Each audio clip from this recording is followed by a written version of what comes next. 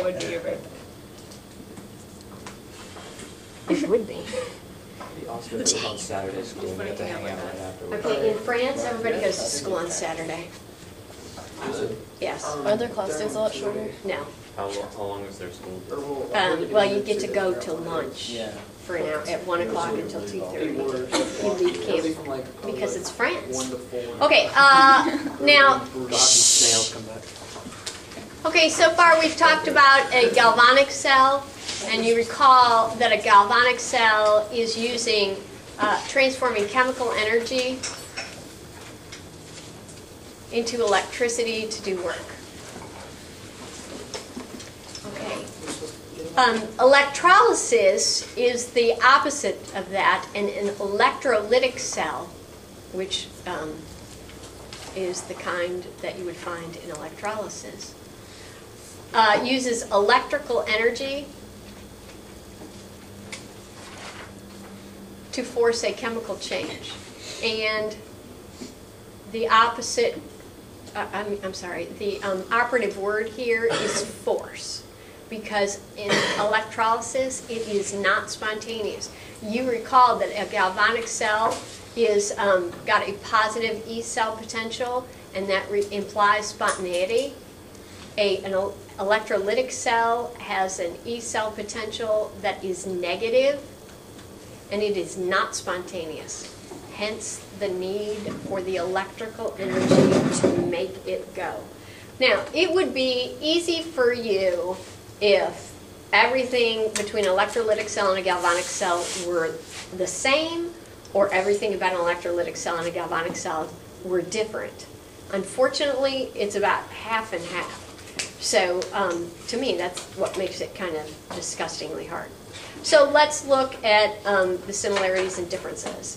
First of all, we remember that reduction in a galvanic cell happens at the cathode. Same thing. So we still can use our red cat memory hook because that applies. Oxidation on both still happens at the anode, so anox also applies. Now, you recall in a galvanic cell, one of the memory hooks we used was the cathode is positive. Well, it is negative at the electrolytic cell. I use another memory hook, the electrolytic positive anode. Do you know what the EPA is? In the Environmental Protection Agency. And all chemists know what an EPA is because those are the people who put us in jail. If we do bad things. I don't do bad things. I am an environmental activist. Okay, so your memory hook for an electrolytic cell to try to determine the charge of the electrode is EPA, electrolysis positive anode. Okay. And a galvanic cell is never in a single container. I drew 2 beakers every time I drew a galvanic cell. And in an electrolytic cell, it's usually happening in one container. As advertised before, the E cell for an electrolytic cell is a negative, non-spontaneous thing. For a galvanic cell, it is positive. A galvanic cell is a battery. An electrolytic cell requires a battery. Got it? Could you hook up a galvanic cell to an electrolytic cell? Yes, you could. Work? You could. Okay, and that segues nicely into why would someone use electrolysis to charge a battery. This is the way you produce aluminum metal and aluminum foil. And it is the way that you silver plate jewelry. It's the way you chrome a bumper or anything else. All right, there really are 2 concepts that are heavily tested on the AP exam about electrolysis. One of them is a quantitative analysis that asks how long and how much charge, how much electrical energy do you need to put into an electrolytic cell to get a certain metal plated at one of the electrodes. Okay, that uses Faraday's law. The amount of a substance being oxidized or reduced at each electrode during electrolysis is proportional to the amount of electricity that passes through the cell. So since the beginning of this course, when I was trying to tell you that stoichiometry is the best thing on the planet, I have told you that you are going to go from your starting point of time, and you are going to change that into your ending point to mass. Today is the day that that occurs. Woohoo! The steps, yeah, how can you do that? What is this? Are we doing a little alchemy in the back room? Kinda. All right, so step one is to convert current and time to a quantity of charge. I'm sorry, this is wrong. Please change that to current. And actually, there's another thing that's wrong too. So coulombs charge is equal to the current times time. All right. So we have sit, and then we need to, once we find the charge, we need to use Faraday's constant, and you recall Faraday's constant is this number, which is Avogadro's number times the charge on an electrode, and the Faraday's constant is in terms of a coulomb per mole of electron. So 1 mole of electron has that much charge. Okay, so now we've gone from time to charge to the number of moles of electrons. Well, from the number of moles of electrons, we can find the moles of substance, and then it becomes child's play. Moles of substance, grams of substance, and there you go. So here's the scheme. Current in time, quantity of charge. Can you get that without being on camera? Yeah, I'm trying. Right. Current in time, quantity of charge, mole of electrons, mole of element, and grams of... All right, I'll do it, because I don't care. Peanut. You're not. Peanut, yep, non-peanuts. I wasn't even on camera, so there we go. All right, so you need to remember, except I stood up way too fast. That's kind of fun. Sit. Faraday's constant, and then this part should be no big deal for you. All right, another way to, okay, how long must a current of 5 amps be applied to a solution of silver ions to plate or produce 10.6 grams of silver metal? I don't know if you know this. 1 amp is equal to 1 coulomb per second. So 5 amps is equal to 5 coulombs per second. All right, so we knew that already?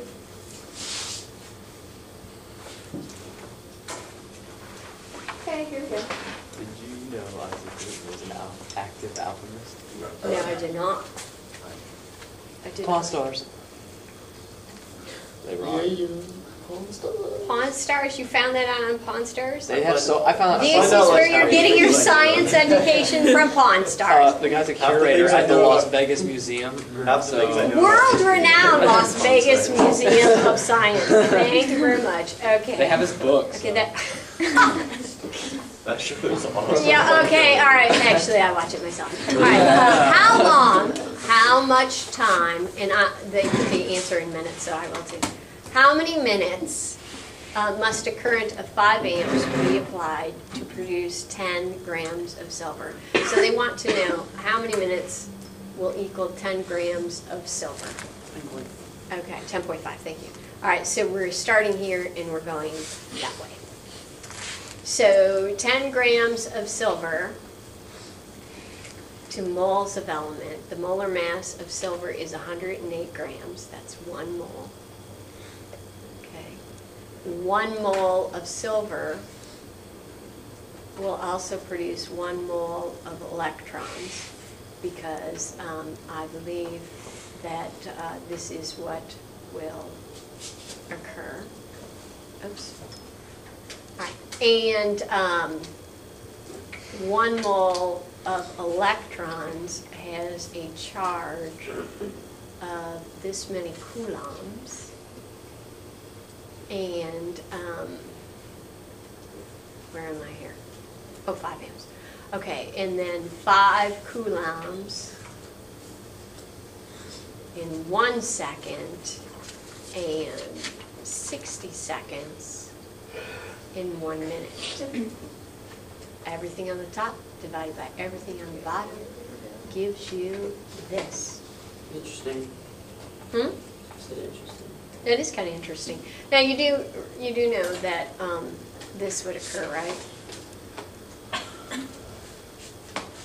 So if you had 1 mole of copper, you would have 2 moles of electrons. Yeah. All right, no problem there.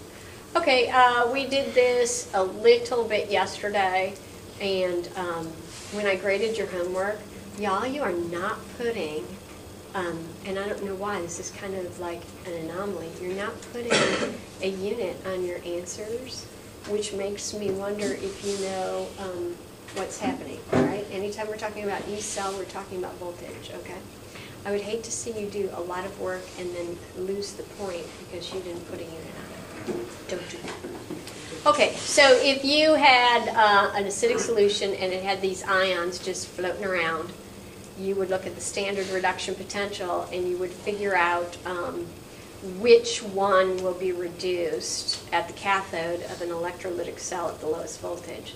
All right, highest voltage gets reduced, so this one would be. And then after it completely was plated onto the electrode, then this one would go onto the electrode, and finally your last coat of metal would be this one. All right, and there is some benefit to that.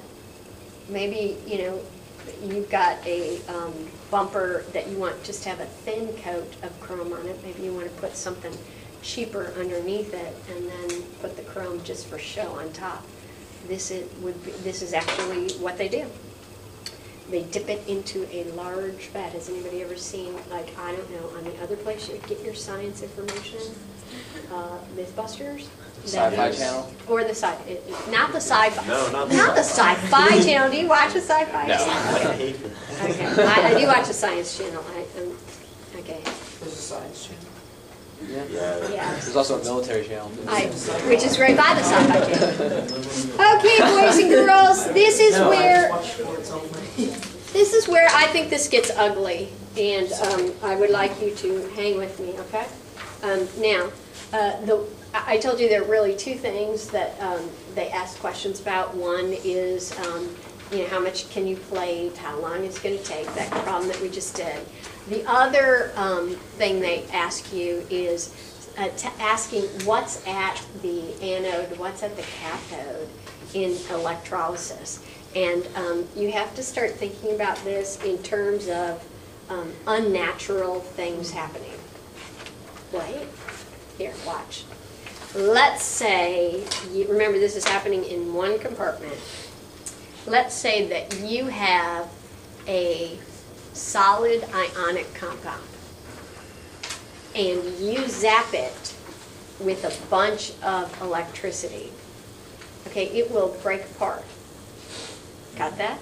Now, normally you would think if you were to separate an ionically bonded sodium and chloride, you'd have a positive sodium ion and a negative chloride ion. And the way that these formed is because the sodium ion has that 2s1 electron. It wants to get rid of that electron, correct? And the chlorine has that 2p6, and it wants to gain an electron. All right, that is natural. All right, when we're talking about an electrolytic cell, we're going to do something that feels unnatural. Okay, and this would be the loss of electrons that you know as oxidation. This would be gaining of electrons that you know as. All right, you are going to force sodium to accept an electron. So when you force sodium to accept an electron, it is going to, it's going to be reduced. And you are going to force chlorine to lose an electron, and you are going to force it to be oxidized. And the only way this is going to happen is if you tase it, all right? You're adding electrical energy. It's going to do that only under force. What kind of force? Electrical force. Okay, so far so good. Huh? Why? For fun. For fun? No. Hang on for a second. Let me follow this whole thing through. Okay. Where does reduction occur?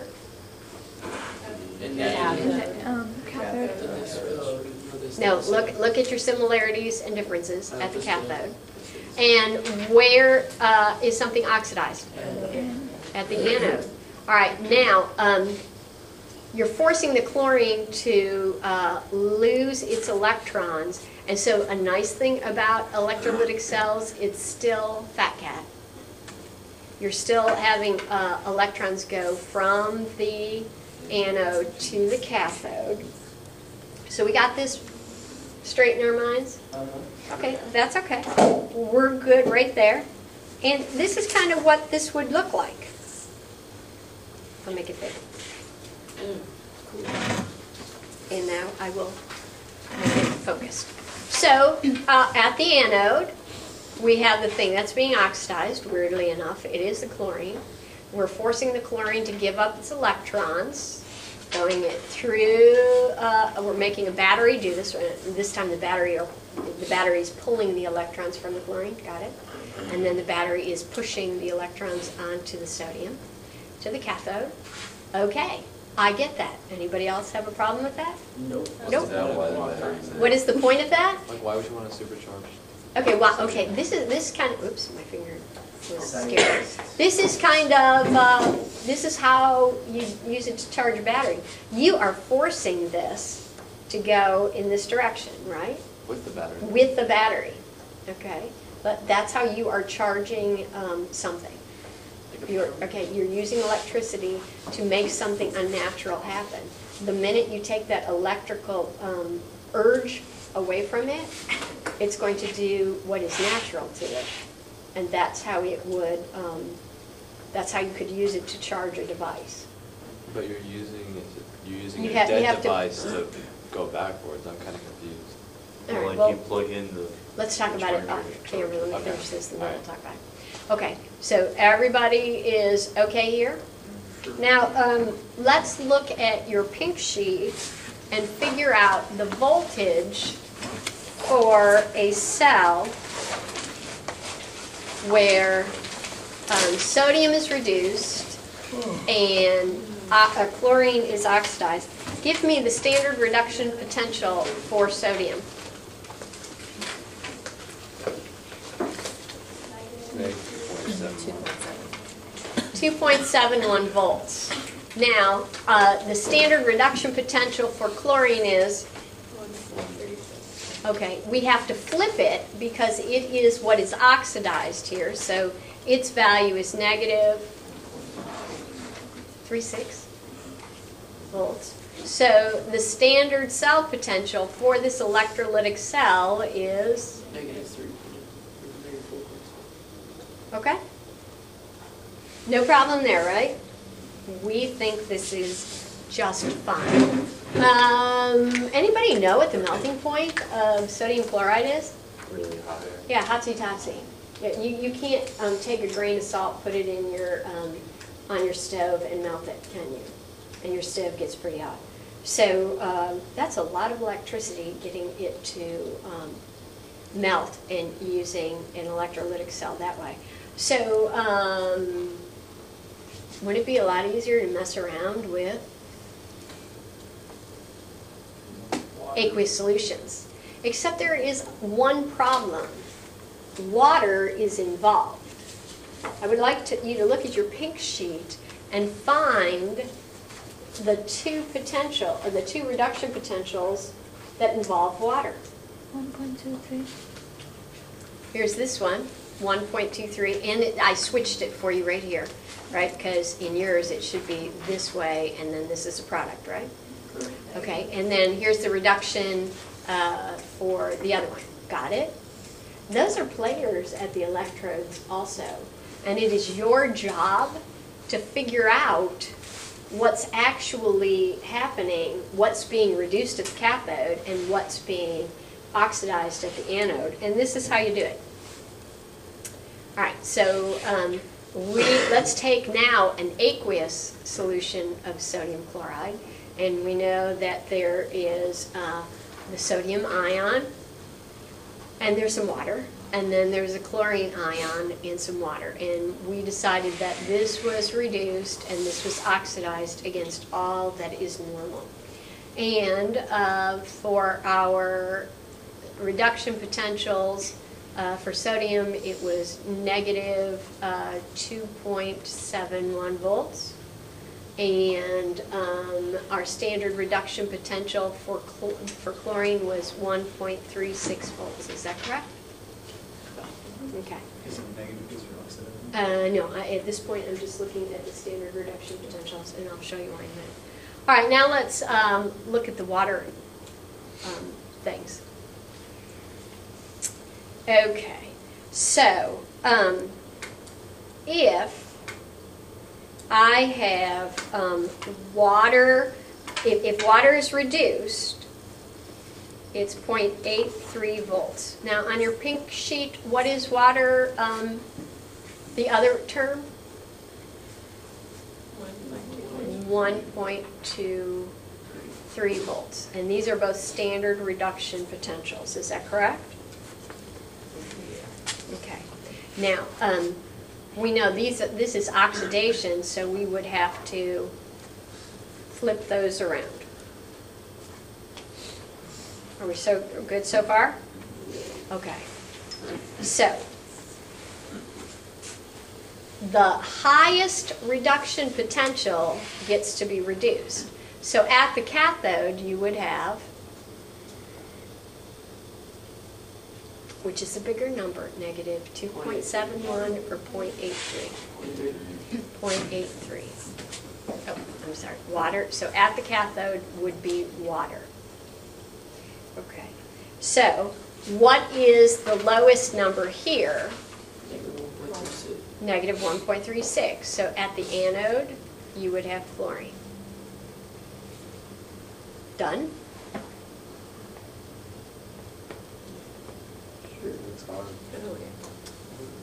So that's. How do you know which water is oxidized or reduced? You actually have to memorize that part.